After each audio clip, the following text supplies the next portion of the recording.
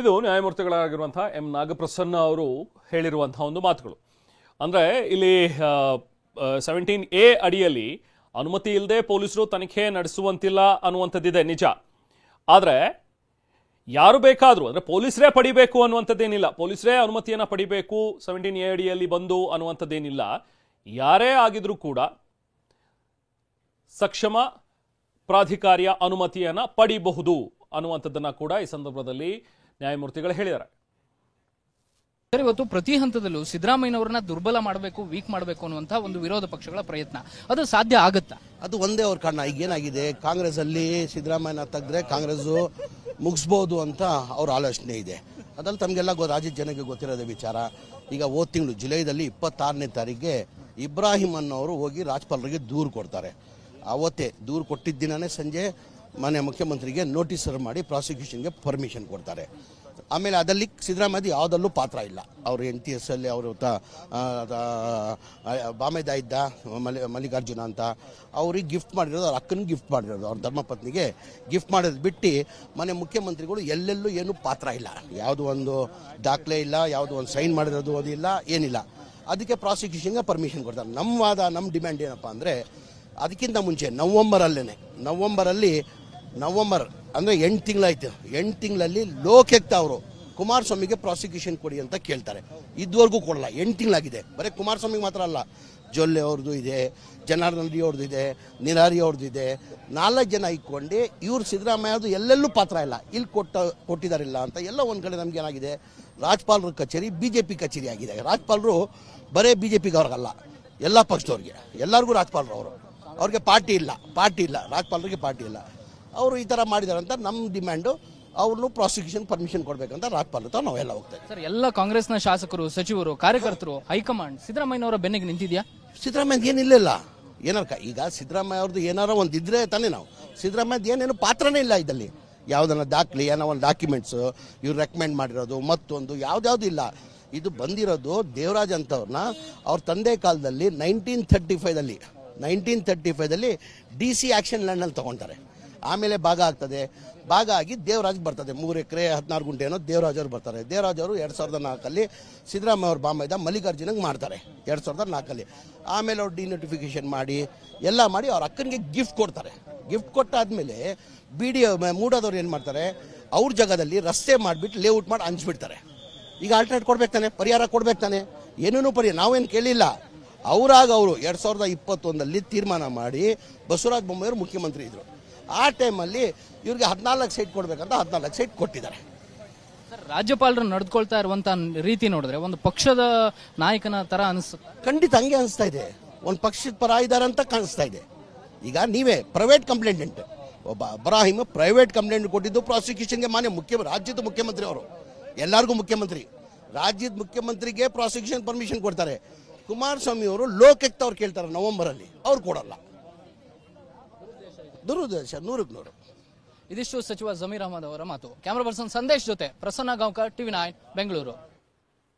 So ಇದು CM ಪರವಾಗಿ ಇದ್ದಂತಹ ಮತ್ತೊಂದು ವಾದ ಏನಂತ ಹೇಳಿದ್ರೆ, CMಗೆ ಈಗ ಪ್ರಾಸಿಕ್ಯೂಷನ್ಗೆ ಅನುಮತಿಯನ್ನ ಕೇಳಿರುವಂಥದ್ದು ಒಬ್ಬ ಖಾಸಗಿ ವ್ಯಕ್ತಿ ದೂರನ್ನ ದಾಖಲಿಸಿ. ಸೊ ಒಬ್ಬ ಹಿರಿಯ ಶ್ರೇಣಿಯ ಪೊಲೀಸ್ 17A ಅಡಿಯಲ್ಲಿ ಇಲ್ಲಿ ಕೇಳಿರೋದಲ್ಲ ಅನ್ನೋ ಒಂದು ಮಾತುಗಳು ಕೂಡ ಒಂದು ಇತ್ತು.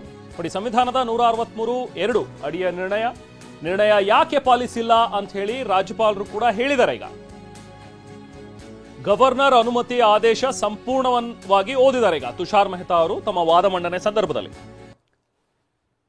ನಿರ್ಣಯವನ್ನ ಯಾಕೆ ಪಾಲಿಸಿಲ್ಲ, 163(2) ಅಡಿಯ ಒಂದು ನಿರ್ಣಯವನ್ನ, ಆ ಒಂದು ನಿಯಮವನ್ನ ಯಾಕೆ ಪಾಲಿಸಿಲ್ಲ ಅನ್ನುವಂಥದ್ರ ಬಗ್ಗೆನೂ ಕೂಡ ರಾಜ್ಯಪಾಲರು ಅದ್ರ ಬಗ್ಗೆ ಸ್ಪಷ್ಟೀಕರಣವನ್ನ ಕೊಟ್ಟಿದ್ದಾರೆ ತಮ್ಮ ಒಂದು ಆದೇಶದ ಒಂದು ಅನುಮತಿಯಲ್ಲಿ ಅನ್ನುವಂಥ ಒಂದು ವಿಚಾರವನ್ನ ತುಷಾರ್ ಮೆಹ್ತಾ ಅವರು ಇವತ್ತು ಕೋರ್ಟ್ನ ಗಮನಕ್ಕೆ ತಂದಿದ್ದಾರೆ. ನಾ ಹೇಳ್ತಾ ಇದೆ, CM ಪರವಾಗಿ ಇದ್ದಂಥ ಮತ್ತೊಂದು ವಾದ ಅಂತ ಹೇಳಿದ್ರೆ, ಸೊ 17A ಅಡಿಯಲ್ಲಿ ಯಾವುದೇ ಪೊಲೀಸ್ನ ಹಿರಿಯ ಶ್ರೇಣಿಯ ಅಧಿಕಾರಿಯೊಬ್ಬ ಅದನ್ನ ಕೇಳಬೇಕಿತ್ತು ಪರ್ಮಿಷನ್ ಅನ್ನ, ಬದಲಾಗಿ ಇಲ್ಲಿ ಒಬ್ಬ ಖಾಸಗಿ ವ್ಯಕ್ತಿ ಹೋಗಿ ದೂರನ್ನ ಕೊಟ್ಟಿದ್ದಾರೆ. ಅದನ್ನ ಆಧರಿಸಿ ರಾಜ್ಯಪಾಲರು ಪ್ರಾಸಿಕ್ಯೂಷನ್ಗೆ ಅನುಮತಿಯನ್ನು ಕೊಟ್ಬಿಟ್ಟಿದ್ದಾರೆ ಅನ್ನುವಂಥದ್ರ ಬಗ್ಗೆನೂ ಕೂಡ ಒಂದು ವಾದ ಆಯಿತು. ಅದಕ್ಕೆ ಸಂಬಂಧಪಟ್ಟಂತೆನೂ ಕೂಡ ಇವತ್ತು ಸ್ವತಃ ಎಂ ನಾಗಪ್ರಸನ್ನ ಅವರು ನ್ಯಾಯಮೂರ್ತಿಗಳು ಆ ಒಂದು ವಿಚಾರವನ್ನ ಕ್ಲಿಯರ್ ಮಾಡಿದ್ರು. ನನ್ನ ಹಿಂದಿನ ಆದೇಶದಲ್ಲಿ ನಾನೇ ಕೂಡ ಹೇಳಿದ್ದೀನಿ, ಸೊ ಇಲ್ಲಿ ಪೊಲೀಸರೇ ತಗೋಬೇಕು ಅನ್ನುವಂಥದ್ದಿಲ್ಲ, ಯಾರು ಬೇಕಾದ್ರೂ ಹೋಗಿ ಅಧಿಕಾರ ಇದೆ ಅವರಿಗೆ ಪರ್ಮಿಷನ್ ಅನ್ನ ಪಡೆಯೋದಕ್ಕೆ ಅನ್ನುವಂಥ ಒಂದು ವಿಚಾರವನ್ನ ತಿಳಿಸಿದ್ರು. ಕ್ಯಾಬಿನೆಟ್ ಎಲ್ಲವನ್ನೂ ಹಾಗೆಯೇ ನಿರ್ಣಯವಾಗಿ ಅಂಗೀಕರಿಸಿದೆ. ಸಂಪೂರ್ಣ ಕ್ಯಾಬಿನೆಟ್ ತನ್ನ ವಿವೇಚನೆಯನ್ನೇ ಬಳಸಿಲ್ಲ ಅಂತ ಹೇಳಿ ತುಷಾರ್ ಮೆಹ್ತಾ ಅವರು ತಮ್ಮ ವಾದವನ್ನಲ್ಲಿ ಹೇಳಿದ್ದಾರೆ. ನೋಡಿ, ಅಡ್ವೊಕೇಟ್ ಜನರಲ್ ಅಭಿಪ್ರಾಯ ಏನಿತ್ತಲ್ಲ ಅದರ ಪ್ರತಿಯೊಂದು ವಿಚಾರಗಳನ್ನ ಮುಂದೆ ಇಟ್ಟಿದ್ದಾರೆ. ಕ್ಯಾಬಿನೆಟ್ ಎಲ್ಲವನ್ನೂ ಹಾಗೆಯೇ ನಿರ್ಣಯವಾಗಿ ಅಂಗೀಕರಿಸ್ಬಿಟ್ಟಿದೆ. ಅಂದ್ರೆ ಯಾರು ಕೊಟ್ಟಿದ್ರಲ್ಲ, ಸಂಪೂರ್ಣ ಕ್ಯಾಬಿನೆಟ್ ತನ್ನ ಒಂದು ವಿವೇಚನೆಯನ್ನ ಬಳಸದೆ ಅಡ್ವೊಕೇಟ್ ಜನರಲ್ ಅವರು ಏನು ಹೇಳಿದ್ರು, ಆ ಫುಲ್ ಸ್ಟಾಪ್, ಕಾಮ ಅದೆಲ್ಲವನ್ನು ಕೂಡ ಯಥಾವತ್ತಾಗಿ ಬಳಸ್ಬಿಟ್ಟಿದ್ದಾರೆ. ಅಡ್ವೊಕೇಟ್ ಜನರಲ್ ಅವರು ಏನು ಅಭಿಪ್ರಾಯವನ್ನು ಕೊಟ್ಟಿದ್ದಾರಲ್ಲ, ಕಾಮ ಇರಲಿ, ಫುಲ್ ಸ್ಟಾಪ್ ಇರಲಿ, ಅದೆಲ್ಲವನ್ನು ಕೂಡ ಯಥಾವತ್ ಮಕ್ಕಿ ಅಂತ ಹೇಳ್ತೀವಲ್ಲ, ಆ ರೀತಿಯಾಗಿ ಕಾಪಿ ಮಾಡಿ ಅದನ್ನೇ ಪೇಸ್ಟ್ ಮಾಡಿಕೊಂಡು ಕ್ಯಾಬಿನೆಟ್ ಹಾಗೆಯೇ ನಿರ್ಣಯವನ್ನ ಅಂಗೀಕರಿಸಿದೆ ಇಲ್ಲಿ. ಅಂದ್ರೆ ಕ್ಯಾಬಿನೆಟ್ ಕೂಡ ಇಲ್ಲಿ ಸಚಿವರುಗಳು ಏನು ಕ್ಯಾಬಿನೆಟ್ನಲ್ಲಿ ಇದ್ರಲ್ಲ, ಅವ್ರು ಯಾರು ಕೂಡ ತಮ್ಮ ವಿವೇಚನೆಯನ್ನ ಬಳಸಿ ತೆಗೆದುಕೊಂಡಿರುವಂತಹ ನಿರ್ಣಯ ಅಲ್ಲ ಇದು ಅಡ್ವೊಕೇಟ್ ಜನರಲ್ ಅವರು ಕೊಟ್ಟಂತಹ ಒಂದು ಸಲಹೆ ಏನಿದೆಯಲ್ಲ ಅದನ್ನೇ ಯಥಾವತ್ತಾಗಿ ತಮ್ಮ ನಿರ್ಣಯ ಅಂತ ಹೇಳಿ ತಿಳಿಸಿದ್ದಾರೆ ಅಂತ ಹೇಳಿ ತುಷಾರ್ ಮೆಹ್ತಾ ಅವರು ತಮ್ಮ ವಾದದಲ್ಲಿ ತಿಳಿಸಿದ್ದಾರೆ. ಪ್ರಿಯಾಂಕ್ ಖರ್ಗೆ ಅವರು ಮಾತಾಡಿದ್ದಾರೆ, ಬನ್ನಿ ನೋಡೋಣ. ಹಿರಿಯ ಸಚಿವರಾದಂತ ಪ್ರಿಯಾಂಕ್ ಖರ್ಗೆ ಅವರು ನಮ್ಮ ಜೊತೆಗಿದ್ದಾರೆ. ಸರ್, ಇವತ್ತಿನ ರಾಜಕಾರಣವನ್ನ ನೋಡಿದ್ರೆ ಟಾರ್ಗೆಟ್ ಪಾಲಿಟಿಕ್ಸ್ ನಡೀತಿದೆ ಅಂತ ಅನ್ಸುತ್ತಾ? ಯಾಕಂದ್ರೆ ಎಂ ಬಿ ಪಾಟೀಲ್ ಅವರ ವಿರುದ್ಧ ದೂರು, ಸಿದ್ದರಾಮಯ್ಯ ಅವರ ವಿರುದ್ಧ ದೂರು, ನಿಮ್ಮ ವಿರುದ್ಧ ದೂರು, ಎಲ್ಲದಕ್ಕೂ ಕೂಡ ರಾಜಭವನಕ್ಕೆ ಹೋಗಿ ಬಾಗಿಲು ತಡ್ತಾ ಇದ್ದಾರೆ. ನೋಡಿ, ನಾನು ಮುಂಚೆನೂ ಹೇಳಿದ್ದೀನಿ, ಬಿಜೆಪಿ ಅವರ ಒಂದು ಸ್ಟ್ಯಾಂಡರ್ಡ್ ಆಪರೇಟಿಂಗ್ ಪ್ರೊಸೀಜರ್. ಫಸ್ಟ್ ಇದು ಸರ್ಕಾರ ಅಸ್ಥಿರಗೊಳಿಸಲಿಕ್ಕೆ CBI, IT, ED ಬಿಡ್ತಾರೆ. ಈ ವಾಲ್ಮೀಕಿ ನಿಗಮ ಇದ್ರಲ್ಲಿ ತಾವು ನೋಡಿದ್ರಿ, ED ಅವ್ರು ಬಂದು ಫೋರ್ಸ್ ಮಾಡ್ತಾ ಇದ್ದಾರೆ ಸರ್ಕಾರಿ ಅಧಿಕಾರಿಗಳಿಗೆ CM ಹೆಸರು ಹೇಳಿ, DCM ಹೆಸರು ಹೇಳಿ. ಅದು ವರ್ಕೌಟ್ ಆಗ್ಲಾರ್ದಾಗ ಏನು ಬಿಜೆಪಿ ಪಕ್ಷವನ್ನ ಕಟ್ಟಲಿಕ್ಕೆ ಇವತ್ತು ರಾಜ್ಯಪಾಲರನ್ನ ಮುಂದೆ ಮಾಡ್ತಾ ಇದ್ದಾರೆ. ಇವತ್ತು ಎಲ್ಲ ಸಣ್ಣ ಪುಟ್ಟ ಕಂಪ್ಲೇಂಟ್ಸ್ ಹೋಗ್ಬಿಟ್ಟು ಅಲ್ಲೇ ಕೊಡ್ತಾ ಇದ್ದಾರೆ.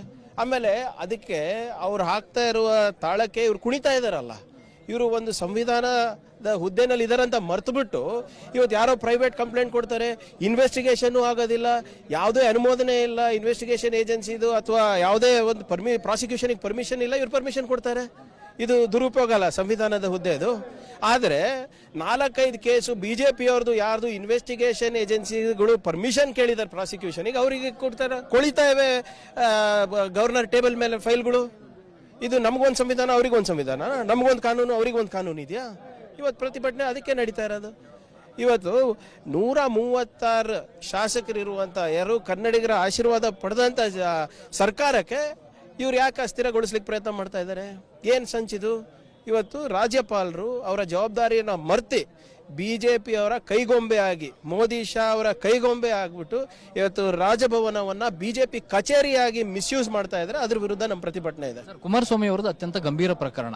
ಆದ್ರೆ ಆ ವಿಚಾರದಲ್ಲಿ ಯಾವುದೇ ರೀತಿಯ ಆಕ್ಷನ್ ಕಳೆದ 2 ವರ್ಷಗಳಿಂದ ಆಗ್ತಾನೆ ಇಲ್ಲ. 2 ಬಾರಿ ಲೋಕಾಯುಕ್ತ ಕೊಟ್ಟಾಗ್ಲೂ ಕೂಡ ಅದು ಟೇಬಲ್ ಮೇಲೆ ಹಾಗೆ ಇದೆ. ಅದೇ ನಾವು ಕೇಳ್ತಾ ಇರೋದಲ್ಲ ಸರ್. ಸಿದ್ದರಾಮಯ್ಯ ಅವ್ರಿಗೆ ಒಂದು ಕಾನೂನಾ, DK ಶಿವಕುಮಾರ್ ಅವ್ರಿಗೆ ಒಂದು ಸಂವಿಧಾನನಾ, ಕುಮಾರಸ್ವಾಮಿ ಅವ್ರಿಗೆ ಒಂದು ಸಂವಿಧಾನ, ನಿಮ್ಮ ನಿರಾಣಿ ಅವ್ರಿಗೆ ಒಂದು ಸಂವಿಧಾನನಾ? ಇದು is this not clear violation of the constitutional post and his responsibilities? ಇವತ್ತು ಬಿಜೆಪಿ ಅವರು, ಇವತ್ತು ರಾಜ್ಯಪಾಲರು ಬಿಜೆಪಿ ಅವರ ಏಜೆಂಟ್ ಆಗಿ ವರ್ತನೆ ಮಾಡ್ತಾರೆ, ಬಹಳ ಸ್ಪಷ್ಟವಾಗಿ ಕಾಣಿಸ್ತಾ ಇದೆ. ಯಾಕೆ ಕೊಡ್ತಾ ಇಲ್ಲ ಅದ್ರ ಬಗ್ಗೆ? ಅದಕ್ಕೆ ಯಾಕೆ ಪರ್ಮಿಷನ್ ಕೊಡ್ತಾ ಇಲ್ಲ ಪ್ರಾಸಿಕ್ಯೂಷನ್ಗೆ ಅಂತ ಅಷ್ಟೇ ಕೇಳ್ತಾ ಇರೋದು ನಾವು. ಸರ್, ಇವತ್ತು ಕೋವಿಡ್ ಹಗರಣಕ್ಕೆ ಸಂಬಂಧಪಟ್ಟ ಹಾಗೆ ನ್ಯಾಯಮೂರ್ತಿಗಳ ಒಂದು ವರದಿ ಕೂಡ ಇವತ್ತು ಸರ್ಕಾರಕ್ಕೆ ಸಲ್ಲಿಕೆ ಆಗ್ತಿದೆ. ಬಿಜೆಪಿಯವರು ಎಲ್ಲೋ ಒಂದ್ ಕಡೆ ಅದನ್ನ ತಗಲಾಕೋತಾರೆ ಅಂತ ಆ ಕಾಲದ ಹಗರಣಗಳ ನೋಡಿ, ಇದೆಲ್ಲ ಯಾಕೆ ಮಾಡ್ತಾ ಇದ್ದಾರೆ ಅಂದ್ರೆ ಇವರ ಸ್ಕ್ಯಾಮ್ಗಳನ್ನ ಮುಚ್ಚಾಕ್ಲಿಕ್ಕೆ. PSI ಸ್ಕ್ಯಾಮ್ ಪ್ರೂವ್ ಆಗಿದೆ, ಅದಕ್ಕೆ ಕ್ರಿಮಿನಲ್ ಇನ್ವೆಸ್ಟಿಗೇಷನ್ಗೆ ನಾವು ಒಪ್ಪಿಗೆ ಕೊಡ್ತಾ ಇದ್ದೀವಿ. ನಿಮ್ಮ ಕರೋನಾದಲ್ಲಿ ನಡೆದಂಥ ಭ್ರಷ್ಟಾಚಾರ, ಯಡಿಯೂರಪ್ಪ ಅವರ ಪಾಕ್ಸ್ಕೋ ಕೇಸು, ಇಲ್ಲಿ ಬಿಜೆಪಿನಲ್ಲಿ ಇರುವಂಥ ಒಡಕು, ಇವೆಲ್ಲಾನು ಮುಚ್ಚಾಕ್ಲಿಕ್ಕೆ ಇವತ್ತು ಇವ್ರು ಪ್ರಯತ್ನ ಮಾಡ್ತಾ ಇದ್ದಾರೆ. ರಾಜ್ಯಪಾಲರು ಇವತ್ತು 24 ತಾಸು ದುಡಿತಾ ಇದ್ದಾರೆ ವಿಜೇಂದ್ರ ಅವರಿಗೆ ಲೀಡರ್ ಮಾಡಲಿಕ್ಕೆ. ಅವರ ಸಂವಿಧಾನದ ಹುದ್ದೆಯನ್ನ, ಜವಾಬ್ದಾರಿಯನ್ನ ಮರೆತುಬಿಟ್ಟು ಇವತ್ತು ಬಿಜೆಪಿ ಪಕ್ಷವನ್ನ ಕಟ್ಲಿಕ್ಕೆ ಮುಂದಾಗಿದ್ದಾರೆ. ಇವತ್ತು ಸಿಎಂ ಪ್ರಕ್ರಿಯೆಯಲ್ಲಿಯೂ ಕೂಡ ವಿವೇಚನೆಯನ್ನ ಬಳಸಿಲ್ಲ ಅನ್ನುವಂಥ ಒಂದು ವಿಚಾರ. ಅಡ್ವೊಕೇಟ್ ಜನರಲ್ ಅಭಿಪ್ರಾಯವನ್ನ ತಮ್ಮ ಪ್ರತಿಕ್ರಿಯೆ ಅಂತ ಹೇಳಿ ಅವರು ಕೊಟ್ಟಿದ್ದಾರೆ. ಕ್ಯಾಬಿನೆಟ್ ನಿರ್ಣಯದ ಭಾಗಗಳನ್ನೇ ಪ್ರತಿಕ್ರಿಯೆ ಅಂತ ಹೇಳಿ ತಮ್ಮ ಪ್ರತಿಕ್ರಿಯೆಗಳಿದು ಅಂತ ಹೇಳಿ ಹೇಳ್ಬಿಟ್ಟಿದ್ದಾರೆ. ಬೆಂಗಳೂರು ITಯ ಹೃದಯ, ಆದ್ರೆ ಇವರು ಕಾಪಿಯನ್ನು ಕೂಡ ಸರಿಯಾಗಿ ಮಾಡಿಲ್ಲ.